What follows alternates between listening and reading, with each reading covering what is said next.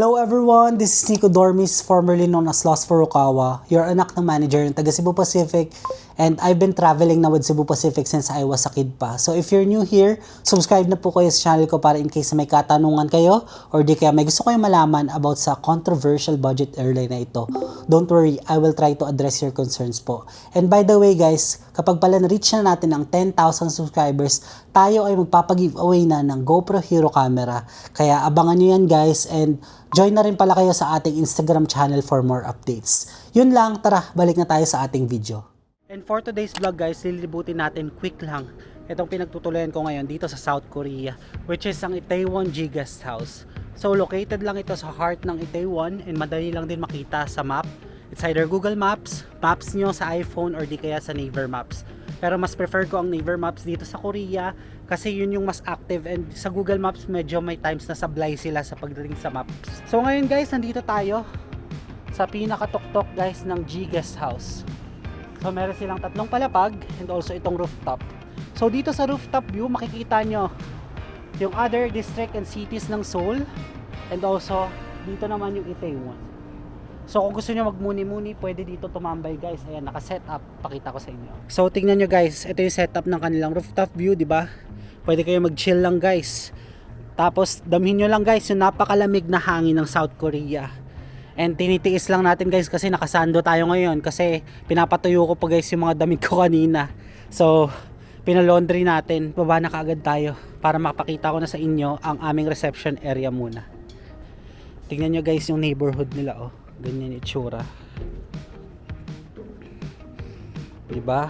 Welcome to the streets of Itaewon. So tignan nyo guys.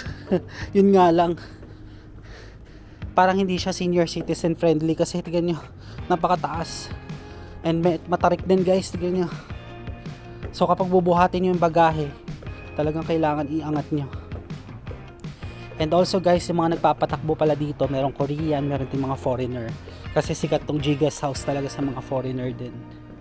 Ayan, yung makikita nyo, Itaewon na yan guys. Pag diniretso yan, Itaewon Bars na, Itaewon Parties. Yan, yung mga restaurants nandyan din. Tapos merong quiet neighborhood dito sa tabi niya. And ayan, makikita nyo dito. Ayan, kalbong puno na. So dito yung reception area. Pero bago pala ang lahat guys, dito muna, may Muslim prayer room sila dyan. So hindi ko napapasukin baka kasi may nagpe-pray. And meron din sila ditong locker area kung sakaling gusto nyo magpaiwan muna ng bagahe, dito nila nilalagay yung mga bagahe nyo. Ayan. Tapos dito yung way papunta sa reception area. Ayan, so reception area. Okay. So by the way guys, ang check-in time pala is parang 3 PM pa. So 8 AM nagbubukas yung reception. So beyond 8 AM guys, hindi pa kayo makakapasok sa reception area nila kasi ang opening hours is 8 AM to 10 PM pa. Tara, libutin ko na kayo. Ayan. Diba 9.2 sila?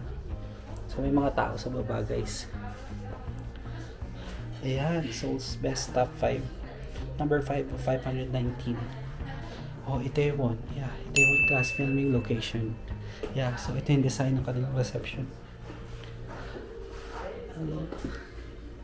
So ito yung reception area.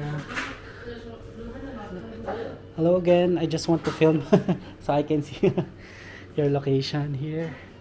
So this is the reception area guys.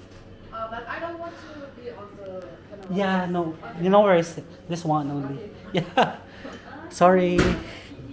So this is a kitchen area nila sakaling gusto nyo mag-breakfast, meron sila 8 to 10 AM. Yeah, so ito, dito nagluluto. And dito may mga utensils din na pwede magamit. And tingnan niyo yung design nila guys, oh. Diba? So more on mga different currencies. Tapos ito yung mga different people na nagstay na rin dito. Yan. Tapos dito yung kanilang bread toaster. Dito yung bread. So meron din silang vending machine dito. So this is a refrigerator. And meron din silang information center kung sakali gusto nyo guys mag-avail ng tours. Different tours ito. From Namsan Trail, DMZ. Yeah, ito also Lego. Yan. So ito, kung gusto nyo yung DMZ tour. Yan. So simple lang yung kanilang reception area pero yan, napaka-artistic ng kanilang design. Kaya dito sa pader.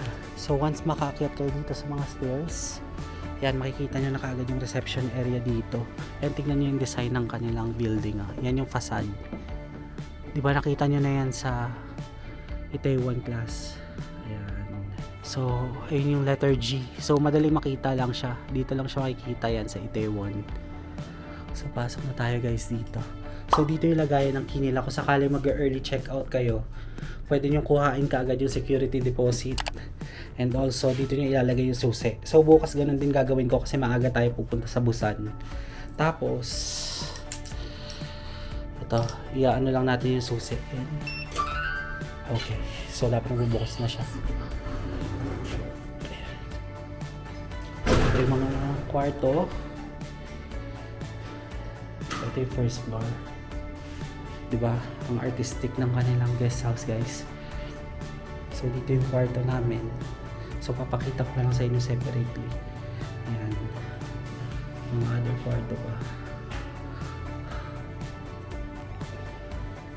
So, ito yung services na ino-offer nila.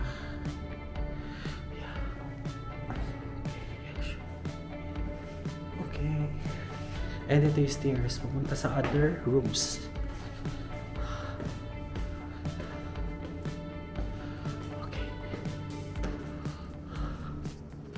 So ito, 'di ba? Oh, galing ng kanilang mga room, no? Napaka-artistic.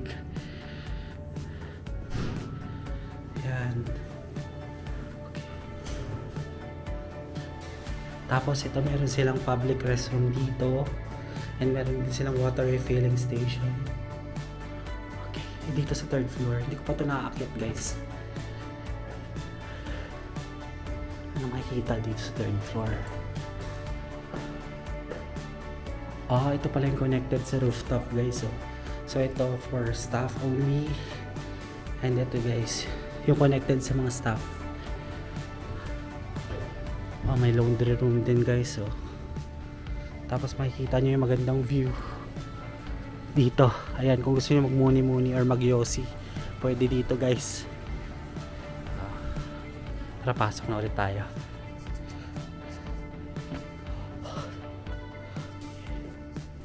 Ito, mga rooms din, guys. Okay, staff only. Storage lockers. Ayan. Ito, may mga shower rooms din. Try kaya natin isa na shower room para makita ko lang. Ayan. Diba? Same lang din dun sa kwarto namin, guys.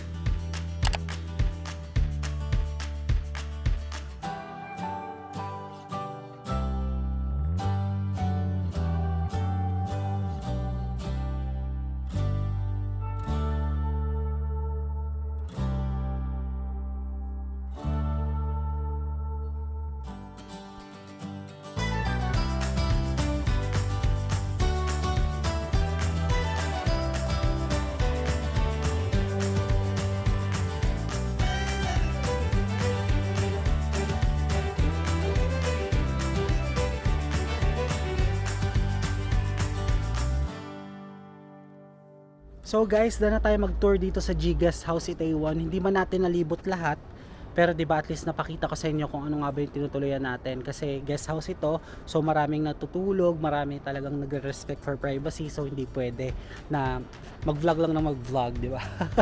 Anyway, guys, ayun, kung napakita ko sa inyo, hala, nakalimutan ko yung presyo, guys. Pero mura lang ito. I think around 54,000 Korean won. So ilalagay ko na lang dyan, guys, sa screen kung magkano nga ba per night ito para makapag-book din kayo. I think binuko ito sa booking.com, guys. Or pwede rin sa Agoda. Nakikita rin sila sa Agoda, guys. Gamitin nyo yung code ko, Nico Agoda, para 10% yung discount nyo sa hotels or di kaya sa Klook na 3 to 5% discount.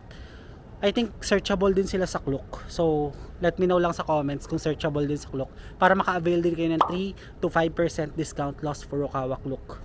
Yan. Ilalagay ko na yan dyan sa screen, guys. Kung impression, tatanungin nyo, goods na sa akin kasi lagi naman ako wala dito. So talaga tutulugan lang talaga siya, bunk bed type siya, 'di ba? So alam niyo naman siguro guys yung meaning kong bunk bed, 'di ba? Or mismong hotel or mismong kwarto. So yan.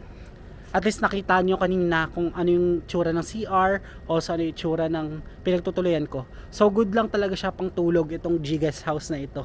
And ayun nga, syempre privacy na lang din. And yung saksakan is bilog siya. So buti na lang nagdala ako ng adapter na Omni. So nabili ko siya sa Ace Hardware. So parang bilog yung dalawang butas doon na pinagsasaksakan. So magdala na lang din kayo ng extension with, ayun nga, with bilog na parang saksakan or adapter. And ano pa yung mga napansin ko dito, malinis yung kanilang CR guys. Na-enjoy ko, malakas din yung tubig, yung shower, may heater din sila kasi napakalamig dito ngayon sa Korea. And also may, kompleto sila, shampoo, hand wash, ano pa, body wash, 'di ba? Kumpleto talaga. Tapos meron pa silang laundry room din kung gusto niyo magpa-laundry. So guys, dito ko napuputulan kasi tayo ay mag-Itaewon class filming location store pa at napakaaga bumagsak ng araw dito or mag-sunset ng araw dito sa South Korea. Kung ganoon katagal yung pa-sunrise niya, ito, ganoon kabilis din. So anong oras pa lang, 5:30 PM pa lang ata dito. Ayan, so akala ko expect ko matagal bago dumilim, pero ayun, malapit na. Baka dahil kasi winter time din talaga, kaya mabilis maggabi dito sa South Korea and matagal mag sunrise. So guys, by the way, dito ko napuputulin itong vlog ko na to. Sana ay nakita nyo, and kung sakaling nag-enjoy kayo, gamitin nyo yung mga promo codes ko guys para sa discount. Ayan na, para sa discount guys. So nilagay ko naman dyan sa screen kanina. So hindi ko na papatagalin pa. If you guys like this video, don't forget to follow my Facebook page and Instagram at Nico Dormis. And if you want to do business sponsorship with me, you can email me at lostfurukawa19@gmail.com. And guys, don't forget to hit like, subscribe, and notification bell para updated kayo sa mga Korea vlogs ko pa. That's it guys. I really appreciate you being here. Let's start on another Korea vlog again in the next one. Bye-bye!